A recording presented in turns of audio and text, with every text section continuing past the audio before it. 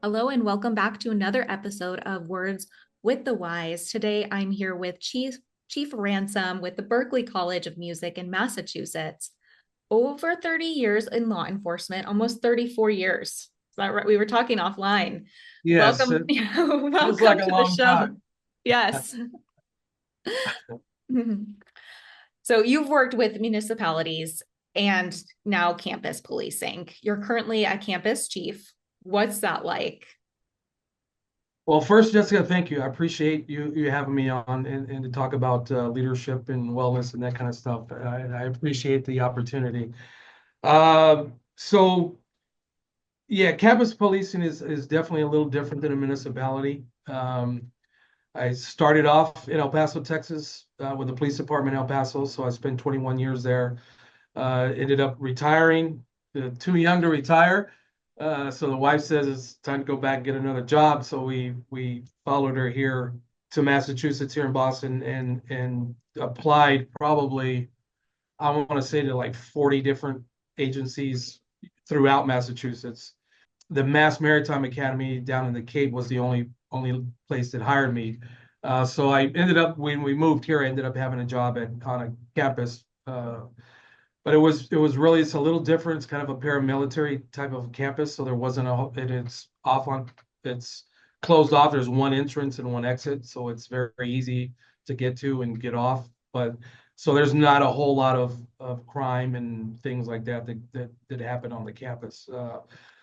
So stayed there for probably 5 years or so, and then a couple of officers that I met there at Mass Maritime had came over to Berklee and talked me into coming to Berklee. So that's how I ended up here in 2018. So it's a new department. We just fully got armed in 2016. So it was a more of a security department prior to that, but in 2016 they moved to a full-time sworn law enforcement department. So I came over a couple of years after, and it's been a whirlwind. It's like they say here at Berklee, you're building the plane as you're flying it. So that's kind of how it feels like.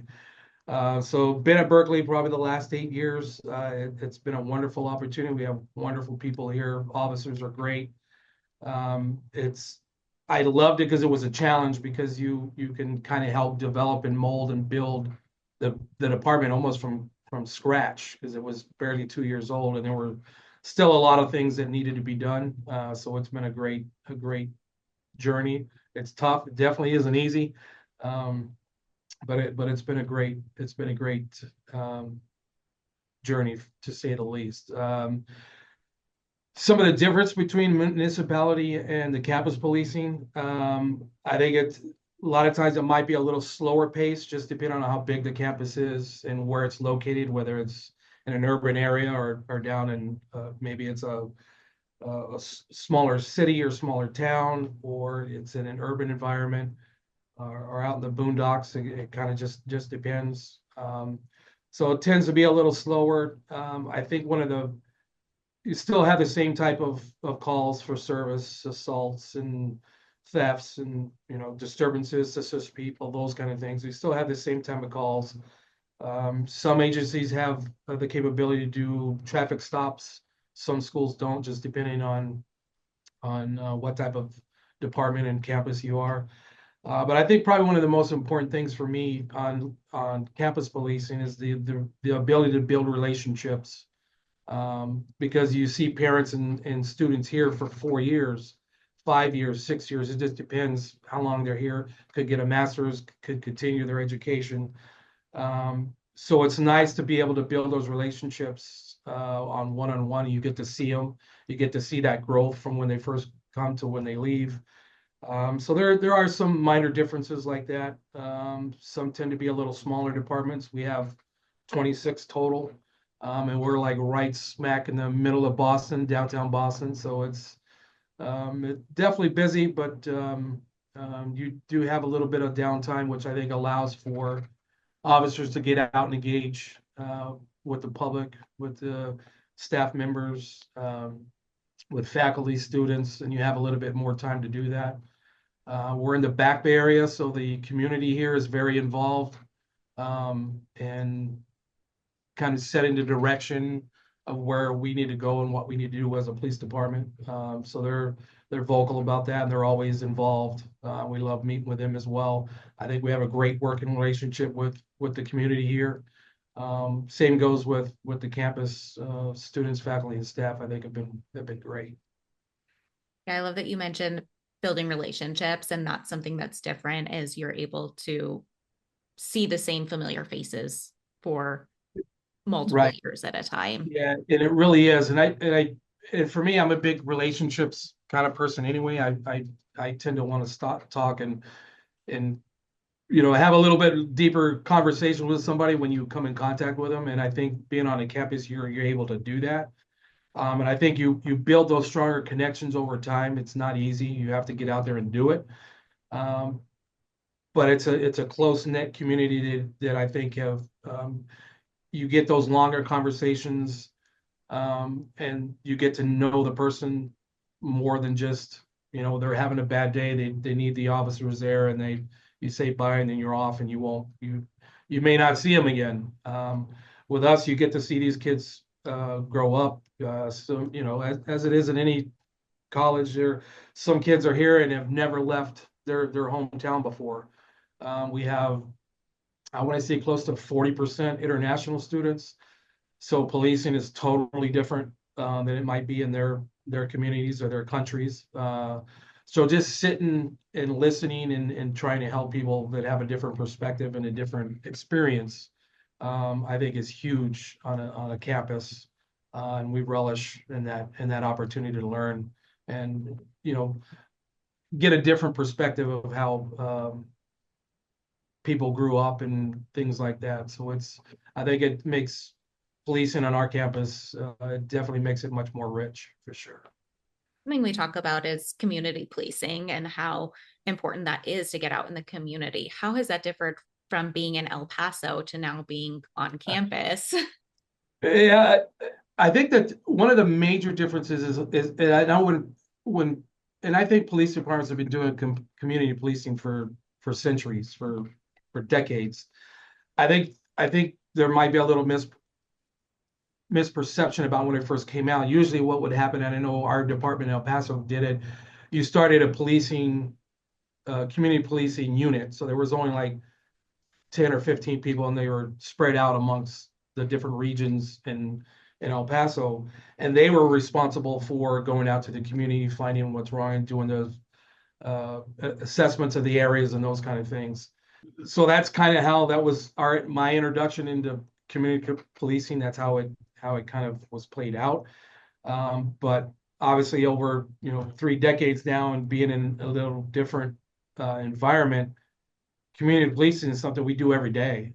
It's something that every officer in the department needs to engage in, including our civilian staff, because they work with us. They deal with our cameras and locks and card readers and a lot of the things that help us keep our campus safe. So for us, especially now, especially on the campus, our community policing is done every single day by every officer, the dispatcher, everybody from me down, just getting out and engaging with the students, faculty, and staff on a daily basis.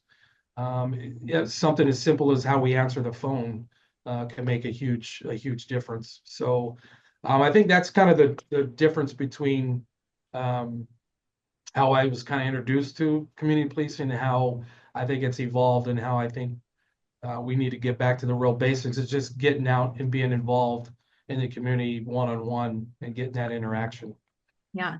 You mentioned you were retired, or you kind of came out of retirement. And then not only do you take on this role as chief of the Berklee College of Music, and now you're also leading a 2-day leadership course and then a 5-day first line supervisor course. Right. So yeah, so the courses actually started. I started developing them in El Paso. And that the 2-day course, it was me and another lieutenant at the time.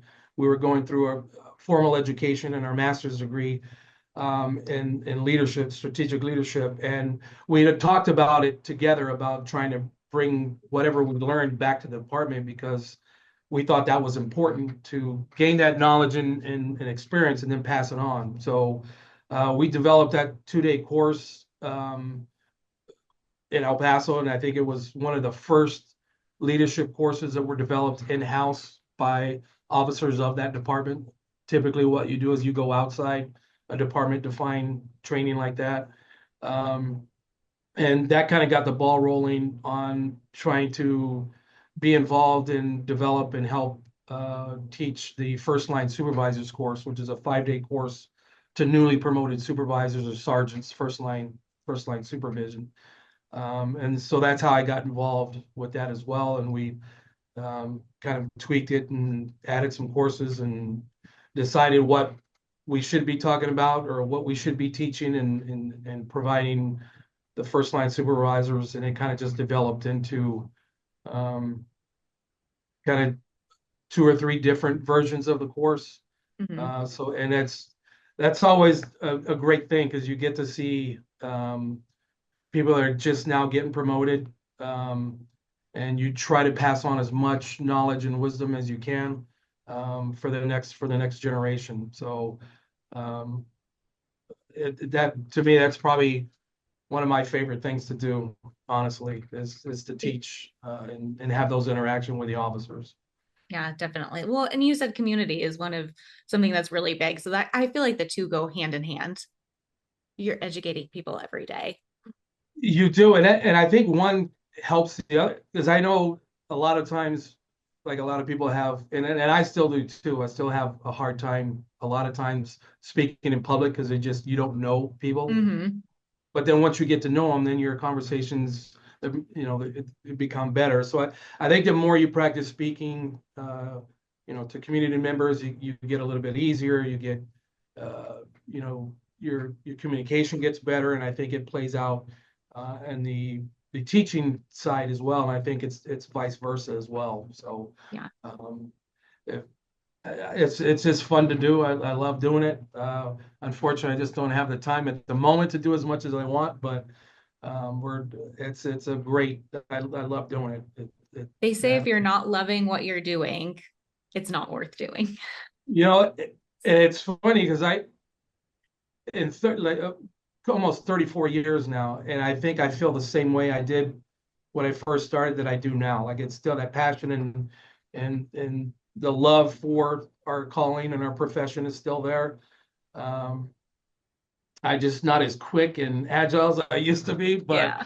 I think just it's the passion is still there. And that's why I'm still doing it after all this time. Who knows? We'll see. I told the wife we're going to be at 40 years, and then 40 years I'll cut it off. We'll be done. So we'll see. We'll see. She says I can't do it, but so we'll see. We'll see what happens here in another 6 years or so. Keep doing what you love.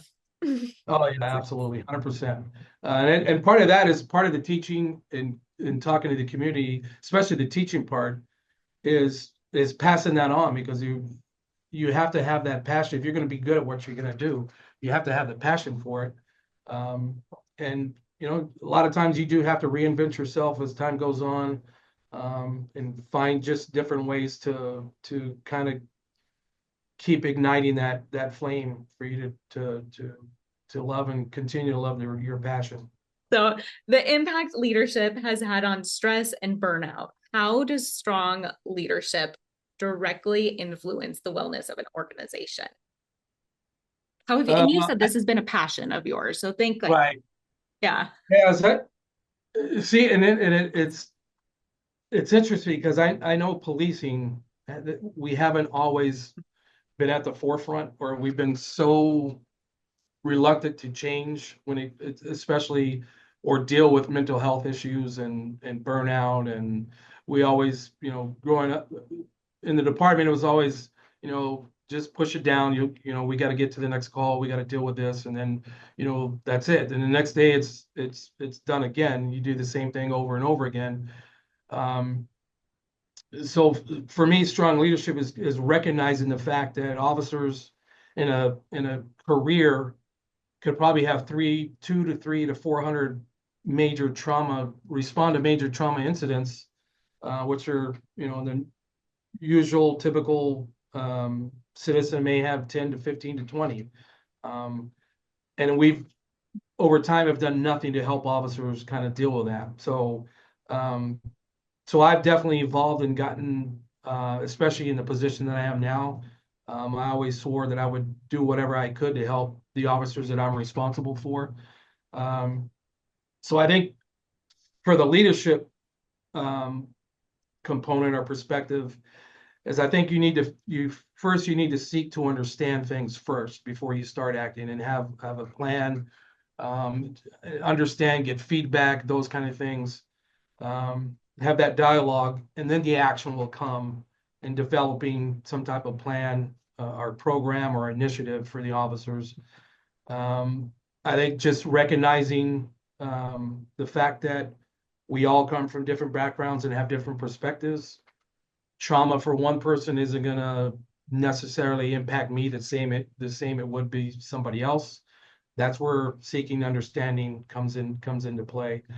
Um, so for us here at Berklee, we are kind of small. We have 6,500 students. We got 26 officers. And you don't think like the Department of El Paso was probably 11 or 1,200, 1,100 officers. And, we had officer deaths and suicides. But I didn't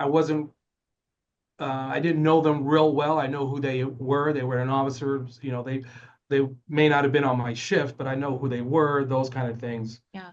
And unfortunately, when I got here in 2022 or in 2018, we had an officer take his own life. His end of watch was March 26th of 2022. And Dean Royston was somebody that I was in the interview with. We hired, and I thought the world of him. So it really impacted not only me but our organization of being 26. Like you never think it's gonna happen to you, but it does, especially even in a small department. So that kind of got the ball rolling on a lot of department initiatives. And we were just talking today with one of the supervisors about having a bike. We have a bike patrol, so we having a little competition with biking and walking. Well, officers will ride for an entire month, and uh, find out who has the most miles, and we'll give them a day off, or we'll figure out some incentive to help them out. We have an officer that just got put on our CISM team, which is the crisis intervention team here in Massachusetts. It's a statewide program. So if anything happens in the state, the team will, they pick the phone up and there's a crisis and officers involved in, shooting or something traumatic. The officers, the team will respond. So we have him. I think it was just 2 weeks ago, he got picked for the team. So we're poor guy didn't know what he got himself into, but we're pushing him for doing all kinds of training on roll call, about box breathing and just being mindfulness. And there's things that they can do on a daily basis during roll call that take 10 minutes that will help maybe reduce some stress for that day or that week or that month. So we're doing things like that. We encourage all of our supervisors to do check-ins with officers. Unfortunately, we've had students commit suicide that our officers responded to. So we're always following up with them and making sure they're getting taken care of. They have the right resources. Berklee, our institution has been phenomenal working with HR, trying to get the EAP program, literature. I mean, they've been great. One of the things Officer Quinlan has done too is he has put together a spreadsheet that has resources across the country, not only in the state, but across the country. And it's in Google Drive. The officers have access to it. They can do it on their own. There's things in there for first responders having discounts. There's all kinds of things in that Google sheet that we've put together, charities they can get involved in. So there's a lot of that kind of stuff we've definitely tried to push out, build, and try to get that momentum going. And I think that is for me, that's what strong leadership is kind of recognizing where there might be some gaps, and try to fill those with other people's help, because you're definitely not going to do it alone. I know, and we often talk about buy-in being one of the biggest challenges for you. How have you? Yeah, see, we and I know we're talking about semantics, but that's just me. So what I tend to say, and I do believe in 100% you need buy-in. I always tend to refer to it as trying to get people to believe in it. Because I think if they believe in it and they have passion for it and they get involved, but it's part of their idea, that they get input, they get a voice, they get to say, I think that's where they start believing in the concept of whatever it is. Like for instance, the bicycle, Yeah. the bike. One of the guys goes, well, what am I going to get out of it? And I go, well, you're probably going to get a day off, like not like suspension, but a day off, to Right. go. And he goes, and then, but what we're hoping to do, what the idea is, you lose some weight, you feel Yeah. better, your decision making improves, you're a little bit more awake, you're more healthy, those kind of Yes, things. definitely. Yeah. And those More things than are just the important day off. more than just the day off. So what I try to get them is to believe in that. Mhm. And then once that gets rolling, then they get the day off. Then they go, you know what, man, now I'm feeling better. I've lost some weight. I'm eating better, Mhm. getting better sleep. My relationship with my family, my kids, the the students, faculty, and staff gets better. And then on top of that, you get a day off to go spend how you wish. So definitely the tough part is getting the buy-in, but we always talk about, you got to believe in it. Like, and if I don't believe in it, then how am I expect the officers and everybody else to believe in it if I don't? So I'm always pushing those kind of things, as often and as I can. And the type of personality that, officers generally are competitive in nature. So rolling something out where it's like who gets the Oh most yeah. miles, things like that would definitely be maybe a little bit easier to get buy-in for. What about the things like the box breathing that you had mentioned that might not be Well, fun? so So I'm a huge proponent of setting the right example. And again, if I don't believe in it, then how would I expect officers or our civilian staff to believe in anything if I'm talking about it but not doing it? So one of the things I would definitely do is go in there and I would either conduct a training myself, to get people to Mhm. believe in it, and then sit and do it with them. Like I said, in roll call training, it takes 10 or 15 minutes. Like you can spare 10 or 15 minutes, and hopefully that will add value to the lives of officers that you're responsible for. So I think setting an example is probably a huge part of it, is just being involved and engaged, with it.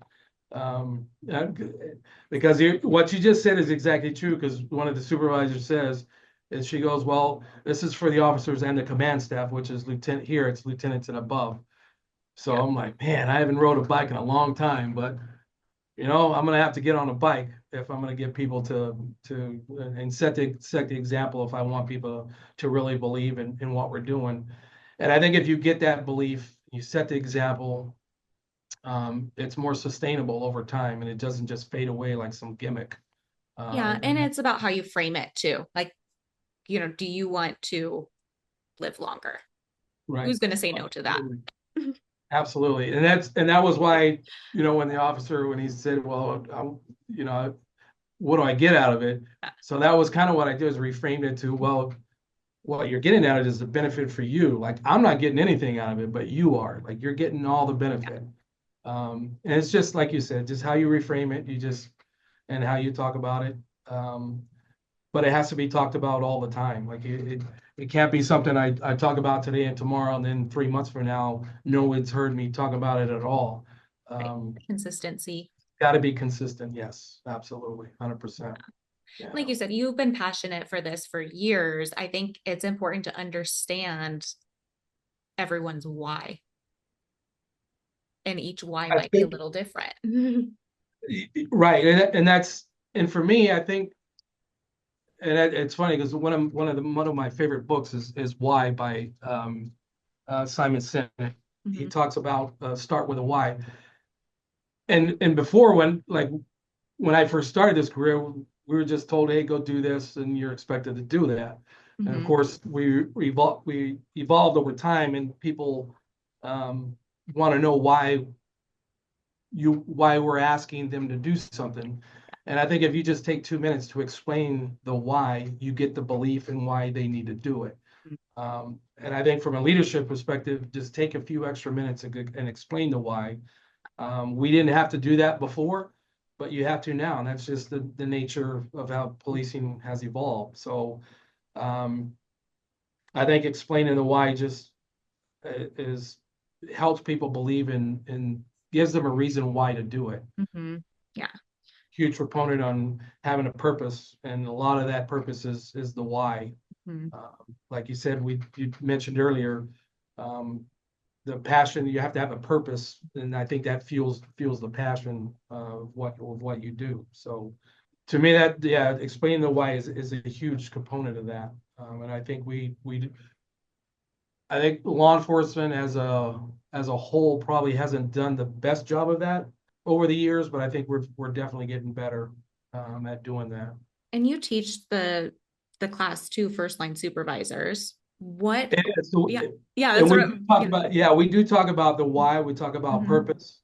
We talk about the reason why we do what we do every day, um, and and getting the officers to understand that you're going to be sacrificing. Mhm. For me, that there's going to be missed holidays, missed birthdays, missed anniversaries. That's just the nature of it, and it's unfortunate, but not everybody is able to do that. Um, but that is part of, for me, that's part of the why. That's part of the suffering you have to do or the sacrifices you make for other people. It's tough to do, but I harp here all the time, and especially the new supervisors and first line supervisors, is you have to add value to other people's lives. That's what's going to leave a lasting legacy, is what you do for other people. They're not going to, everybody here is not going to remember me at all, but what they will remember is what I did for them. And I think to me, that's probably the most important thing, is to remember what I did for them or how I made them feel. To Yes, me, that's important. definitely. What are some of the common leadership gaps you see in law enforcement? I think one of them, and I fall victim to this. I think a lot of times we see like new technology and gadgets and we think, oh, it's perfect. But we don't take the time to sit and really do our research and understand how it impacts downstream. Might be good for now, but is it sustainable? What's the cost going forward? Is it really what we need as an organization? It might work for a different campus or different law enforcement agency in another state, another town, but it may not work for us. And I think a lot of times, if it's black, and it's new and it's shiny, we're always going after it. So I think I've had to learn to sit back and really take our time in trying to really research it, and understand what that new technology is and how it's going to impact all of us on campus. Um, I think a lot of times, especially on a leadership kind of idea, I think a lot of times we forget. Um, I wouldn't say where we came from, but a lot of times the higher rank we go, the farther we are away from the officers themselves, especially in larger organizations. Like, I always think like you're climbing the ladder, and if you ever sat and thought, the higher on the ladder you go, the farther you are from the ground. So I think a lot of times as police leaders, there's a gap in just making sure that we understand, we don't forget what the officers are going through. Um, you know, I think that's important. You know, I'm at home on weekends. I'm out 5, 6, 7, 8 o'clock at night. The officers are the ones out in the field working overnights. Did I Yeah. do it? Sure, I did for a lot of years, but I don't forget. I don't forget that they're out there. They're the ones doing the legwork, doing the work. So um, I think I think a lot of times we kind of forget that. And again, that's why setting a good example and just going out and answering a call or two every now and then, you know, sets a good example, I think. Yeah. And if every law enforcement officer listening today adapted one wellness practice tomorrow, what would you want that to be for I them? think it would be the breathing, the box breathing, and just because it just takes just a couple of minutes. Just you can do it when you're driving to the call. Just take a few minutes, breathe in, breathe out, take a couple of breaths like that. Um, and then you can think about what you're going to do when you get to the call. Um, I think for me, that's just the easiest. You could do it anywhere. You could do it in your office. You could do it in your patrol car going to a call. You could do the roll call room. You could do it at home. Just the box breathing and that kind of stuff I think is probably the easiest thing to do. Um, so I think that for me, I think that'd be the easiest, and it doesn't cost anything. Um, I think that would probably be the best advice I think I would give. Something you're doing every day, ever multiple times a day, more Right. than you do anything else in a day. Why not bring it to your mind and do it That's it. mindfully? And just be mindful that you're doing it. And that's the thing. Like we're always like it's very easy, especially in firearms, to tell you watch your Mhm. breathing and that kind of stuff. Well, you're Yeah. doing it already. So just it's just a process. It's just 2 or 3 steps and it's done. So it's fairly easy to do. And it's easy to do, but there's a lot of benefits on the other end of it if you maintain it. Yeah, there's a great book by James Nestor called Breathe, and he does several studies on the breath. And for those, officers, you're sitting either in your patrol vehicle or you're sitting at your desk, wherever you're at, you're not getting full lung capacity when you're sitting. So just to stand up and breathe. Going in, and it just takes a couple of Mhm. seconds to do, like, Mhm. especially if you're getting out of a car. Take a breathe. Okay, Mhm. let's go in, and you're just amazing at how Yeah. much stress how your stress dissipates, but just by just simply breathing. So um, yeah, big proponent for it. And when Me- you're breathing, it's a good thing. So Yes. definitely helpful. Yes. Well, check out the book if you haven't read it yet or if you're Absolutely. interested. Will do. And finally, what words of wisdom do you have for the younger generation as they may start in their career or be further on in their career? I guess the wisdom would be don't be afraid to ask for help. Unfortunately, I still have a hard time with that. But and understand that it take a little courage to ask for help when you don't know something. Of course, it does. But I think the benefits of you asking for help and getting that help outweigh the discomfort you may have at the beginning. I would say just have the courage to ask for help, and that's with anything. That's with you don't know how to write a report. You don't know what the elements of the offense are when you make an arrest. To I don't know who to call because I'm stressed out and I need to speak to somebody. It doesn't matter across the board. Don't be afraid to ask for help. Realize that you're not alone.